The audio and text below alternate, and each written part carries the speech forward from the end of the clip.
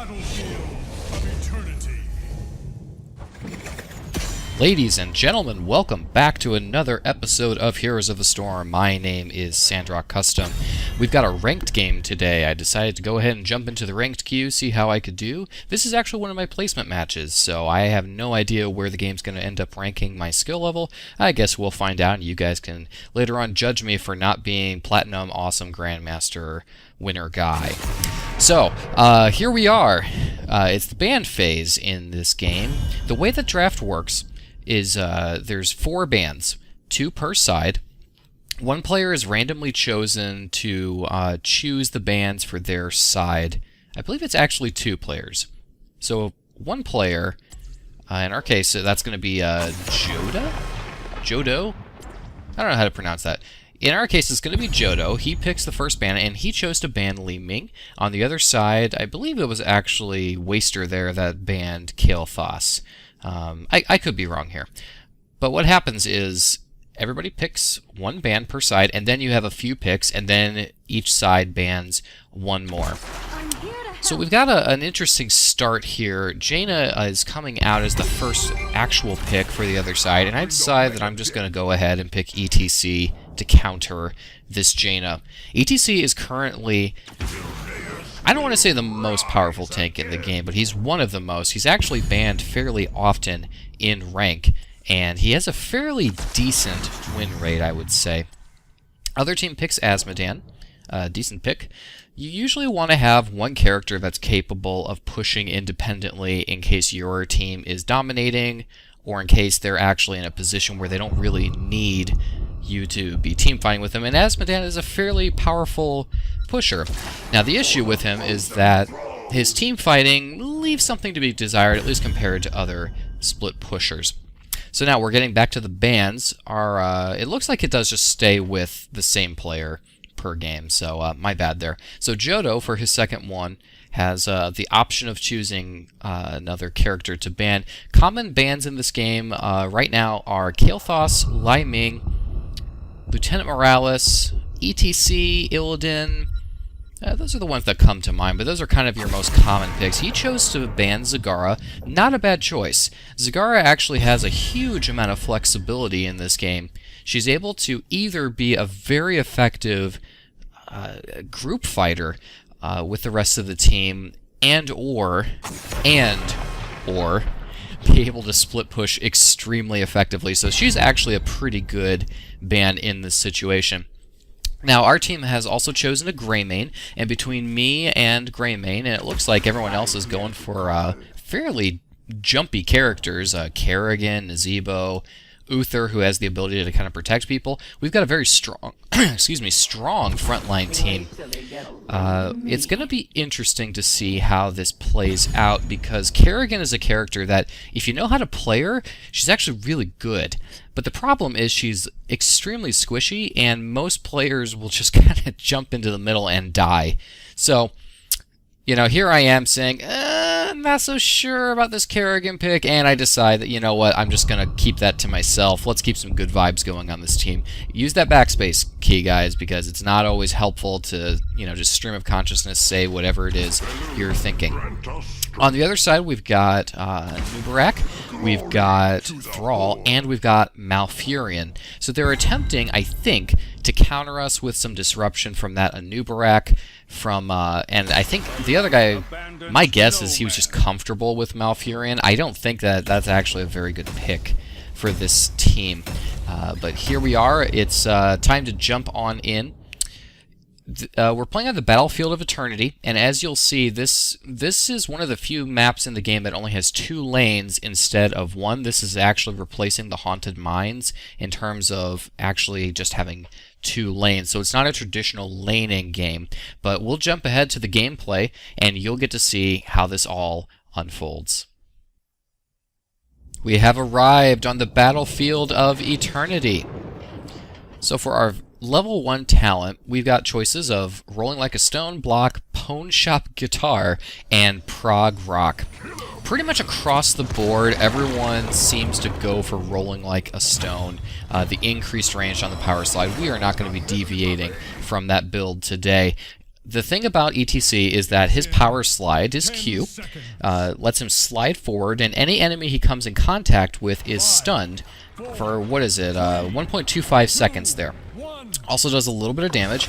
Then you can combo that with Face Melt, which knocks people back, and then you can guitar solo and get out of there. Then when you've got teammates nearby, you can actually use that passive of his, which gives movement speed whenever you use an ability. Greymane and I are going to be laning bottom, and right away we are already pushed up against this this gate here with Azmodan and Jaina, and who was the other one there? Anubarak. Yeah, with that combo, we just do not want to jump in too much. As you can see, we were able to do a little bit of chunking there, but that's only because they didn't actually respond. Had they quickly responded and or had Jaina's abilities been off a cooldown there, we would have taken a lot of damage to the face. It would have been very bad. And as you can see, just the little bit of poking they're doing is doing so much damage to us that this is just not a great situation for us. Now I am using my E ability. The E ability does a little bit of healing over time for me. Not a ton, but enough to help us sustain a little bit and maybe stay in the game a little longer. This is a tough spot to be in because our towers are losing ammo. They're completely out of ammo at this point. That's pretty much unheard of at 1.5 minutes into the game. But there's not a whole lot we can do unless someone from the top lane decides to come down. And it looks like Uther's doing just that. And he's saying, hey, get the heck off my E.T.C. You leave the cow alone. Thankfully, the Immortals are spawning at the about the 1.5 minute mark. So the objective for this map, Immortals spawn. There's a good angel and a bad angel, or a fallen angel, if you will. And your goal is to get the enemy team's angel dead before the other team kills your angel. And when you do, your angel will then join you and push one of the lanes for you, and it's a pretty powerful push. So we're jumping in, and I said, you know what? They're racing this thing pretty good. I'm just going to go up and I'm going to disrupt. So I jump in, I slide, and then I just immediately aim to move. Unfortunately, I run into quite a bit of CC. Now, I am going to get away from this, but you can see how much damage I took from that. This is actually one of the reasons that E.T.C is so strong, is because his health pool is pretty large. He was actually really bad at some point after getting nerfed too hard, and one of the things they did was buff his health pool, and you can see just how much of a difference that made. Right now, the friendly team is really struggling here. Looks like they got caught out of position in this situation, so we're going to go in, we're going to try to bully a little bit. We're getting body blocked by the three other people in here. E.T.C has a really big character model, and so you have to be careful not to get caught by your own people. You actually want to use that to your advantage and body block the enemy team. So we're going to go ahead and power slide, and then we're just going to focus that mouth here in a little bit, make him go back, hopefully waste the healing on himself, so that we can finish off this objective and push with the friendly angel. Now, as we ramp up, this is just going to become more and more powerful, this ability we have to body block and to disrupt and things of that nature, because as you can see there, we almost got a kill, and had I played a little better and maybe used that face melt more effectively, we probably could have secured that. Didn't happen, but you know, we got the objective, and that is good enough. Letting the friendly team know, hey, you guys did a great job. So now all we're trying to do now is push down some towers, and if we can get a fort, that's great. But what we don't want to have happen here is for our team to try and fight under towers and die. So I'm just going to go in and disrupt a little bit. The Nubarak does dash away, but we forced him to disengage from our Kerrigan, which is sometimes all you need to do as a tank. So I'm telling the team, hey, back off, this is not working. Don't fight under towers. And thankfully, they are starting to heed, and they are starting to back up a little bit. I think they're getting a little greedy, and they're wanting to get that keep. But you know what? This early in the game, we knocked down their gates and 2 towers. That's a big deal. We have a level advantage. Let's not throw it away. So now we're back to the laning phase. Azmodan is... I'm not quite sure what he's doing with that dunk of his there. I don't think it's really accomplishing much. You can see I got body blocked there again by the friendly Uther. Thankfully, Uther's pretty good at keeping himself alive, so it didn't end up being a huge deal. I think he's just trying to chunk down our structures, but you can see it's not doing like anything.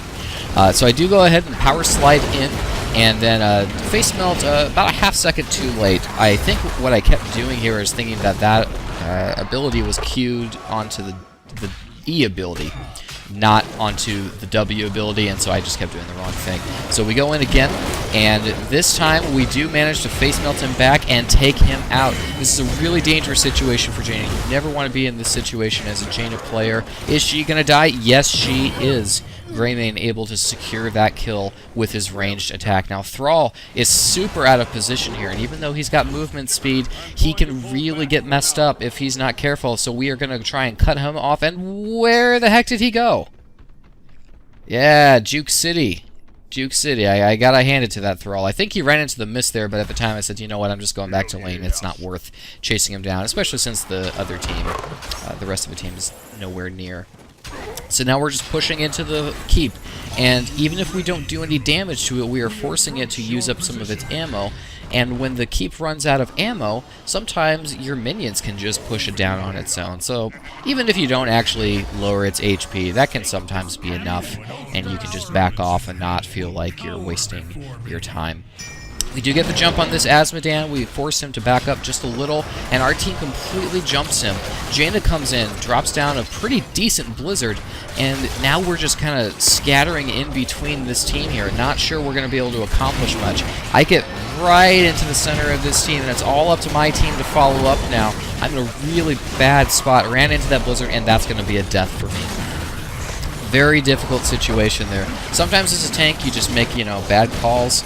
Not a whole lot you can do. In that case, yeah, it probably wasn't smart to jump into the entirety of their team without having a mosh pit available. Mosh pit is the ultimate I'll be picking up this game. It essentially is an AoE stun around you, and it can completely lock down a team for about 2 to 3 seconds, somewhere in there. It's a pretty powerful ability, especially if your team is nearby to follow up on it. Now, we are ahead on damage, miraculously.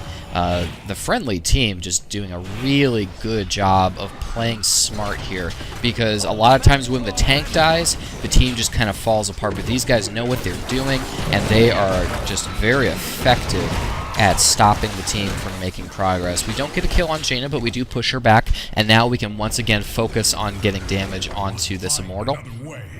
The Immortals rotate in, I believe it's a clockwise fashion. Counterclockwise. So they always rotate counterclockwise, so you can actually predict where they're going to be, and you can start moving into position. I do let the team know that, hey, the enemy team is nearby, please be careful. And that character model, you can see how big it is. There was really nowhere I could have gone that would have been safe, so I just opted to take the damage while I was stealthed, and I get hit once again because E.T.C is so freaking big. Thrall gets caught there in a really great zombie wall, but no follow-up damage to finish him off. I am doing a little bit of damage here, and then between Kerrigan and Uther, it's enough to finish them. Malfurion, very out of position, goes down as well, and we have hit level 10. This is a great position for us because we now have heroic abilities, and the other team is 2 levels away from gaining heroics. This is going to give us a very commanding lead for at least the next couple of minutes, unless our team completely throws that lead away. Now, we are right here in the center, and nope, did not get that mosh pit off in time. Thankfully, I did not waste it. And so now I'm going to pick up these regen orbs just so I can get a little bit more mana. The enemy team is kind of poking again, but wisely decides to back off. Greymane's telling us that he's going to clear bottom, asks us to go and push top, and so being a team player, we decide that, yeah, sure, we will do that. And it's probably a good thing we did, because all it is right now is Uther and Gazebo top. That's really a dangerous situation, so we're going to provide a little bit of durability for our team. And I believe this is when we do get the mosh pit off, and poor Anubarak walks right into it. Once again, that was a fairly delayed mosh pit on my part, but it was good enough. It was effective. I wish I would have been a little quicker, so I probably could have caught at least 2 or 3 other people in it. But again, between the level advantage and such a good team, we are able to leave that situation fairly unscathed. Now, the enemy team's running away, and Anubarak is chasing with full health and 3 others, so I'm going in just trying to block, but no, Kerrigan, no! She jumps back in. She jumps back in. Oh, she realizes what a terrible mistake she has made. You gotta know the situation you're in. Sometimes your tank is not engaging, He's just trying to help you escape. And I was trying to communicate that to people that, hey, back off. I was pinging the retreat. Unfortunately, I think Kerrigan got a little tunnel visioned, and so she jumped in thinking that this was an opportunity for her to pick up some more kills. Sadly, it was not. But, it's not a big deal. We're all kind of able to laugh it off. And that's one of the reasons I love this team so much is, even when mistakes were made, it's not a big deal. We all kind of laugh about it, and then we just keep playing and have a good time. That's the way you should be, guys. Be that kind of player. You'll keep the rest of your team's morale up, and you'll just be a more pleasant person to play with, and people will be more willing to cooperate with you, and in turn be more likely to win. So we're pushing top lane. The enemy team did get one of those mercenary camps on the east side of the map. Asmodean is very nearby. Kerrigan, I think, is trying to pursue him. Wisely decides to back off because we don't have a lot of vision in that jungle area. A great stop by Anubrak to keep me from stunning him. I don't know if that was planned or if it was just luck timing, but unfortunately he gets himself very out of position, and we will easily pick up that kill there. That was not a smart follow-up. Asmodean also gets out of position, will easily be taken off, and can we get this Malfurion? Doesn't look like it. Doesn't look like it, but that's alright. The enemy team is now down 2 players. I'm letting the team know, hey, nice job, great going. And this is right before the Immortals spawn, so this is excellent timing for us. I'm waiting here in the middle, both to give us some vision and also just to kind of have a very short walk distance regardless of where those Immortals spawn. I believe there is a pattern to where the Immortals will spawn based on where they were last killed, but I don't remember what it is. I haven't been able to figure that out. But as you can see here, we killed it at the 9 o'clock position, and so it should go to the 6 o'clock position next. Yep, there you go. And so the enemy team is right here, and so this is a great time to disrupt them and to use the mosh pit. So here we go, we're using that mosh pit on the Thrall. Thrall gets away because he stuns us in the middle of it. Not sure how he did that, but it doesn't look like it's going to matter. They are still in a very precarious situation. A great ult by Malfurion keeps his team alive long enough for them to do some more damage. It's now 4-4, and we are almost out of mana. This is a scary spot for us to be. I go in to disrupt a little bit more, and then great follow-up by Nzebo. Great follow-up by that Greymane. Excellent job by our team. Frankly, I did not think we would be getting any more kills there. I was really just trying to stun, just to give us some positional advantage, either so my team could disengage, or we could just kind of slow them down a little bit. Was not expecting quite a powerful follow-up there, but Nzebo and Greymane, once again, knowing their characters, doing a great job, and we've got almost a 3-level lead. It's going to be a 2-level lead here very shortly. Our Angel is pushing the bottom lane, and we have taken out 2 keeps, top and bottom, so this is a great situation for us. It's possible we'll take out a fort here. And so we've got to play our cards right, and we might be able to make something very good happen here. I do manage to clip Thrall and get a stun in. I actually took more damage than that exchange was worth, so not a great situation. You got to be very careful when gate is up and 2 towers are up, because you can fall down in your HP very quickly. So we're starting to advance a little bit. Jane is getting a lot of damage off, and so I jump in trying to save them just a little bit, but I get ulted by that Anubrak. Zebo doing a great job with that, what is it, a Ravaging Spirit? Ravenous Spirit, something like that. I managed to get a stun on Anubrak, get him into position for my team. My team might be able to get the kill on this. It's pretty close. Yes, between that Shrink and that Greymane, that's going to be enough. This is actually going to be GG before even the 15-minute mark. Great job by the enemy team. Or, well, not really. Great job by the friendly team. These guys were great players. They did an amazing job at coordinating, taking advantage of the situations I set them up for, and that's exactly what you have to do. When your tank gives you an opportunity to grab a kill or do some damage, you have to follow up, otherwise your tank is contributing nothing of value to the team. So, short game, but very fun to play. It had been a while since I played E.T.C, hence why I was so slow on the uptake on some of those, but we actually did pretty well. We absorbed 40,000 damage, almost 41. That's about the same amount of damage that a new Barak did, but our stats were significantly higher. Once again, these were the talents we went for. We had Rolling Like a Stone, increases the range of Power Slide by 25%, Double Neck Guitar, Loudspeakers, Mosh Pit, and then all we could get to was the level 13 talent, Groupies. A talent I probably would not take again because it does a very small amount of healing. But you know what? In this case, it ended up being just fine. The build we went for here was mostly focused on the power slide, and we used it to great effect in this case, and it certainly helped that we had a great team to help us follow up on the damage. My name is Sandra Custom. Thank you all so much for watching, and we will see you next time.